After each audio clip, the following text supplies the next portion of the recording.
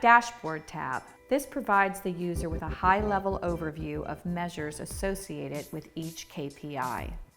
Measures associated with each KPI will show your practice value in the blue button underneath each dial and your percentile ranking compared to others in the database.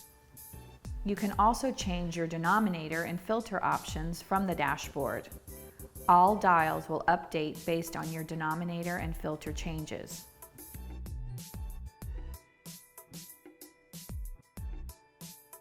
Click on the Denominator drop menu. Select and click on your preferred denominator. Click the Apply button. Click on the Filters icon in the left navigation. Click the Filters drop menu. Click on your preferred filters from the list. Filters must be selected one at a time. Click the Apply Filters button after you have chosen all your filter options.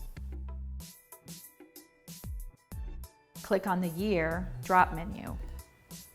Select and click your preferred year from the drop menu. Click the Apply button.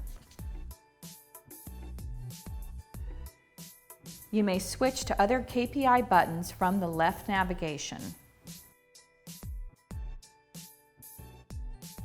Click on the KPI Measured dial to drill down to the benchmarking and trending graphs of the specific KPI measure.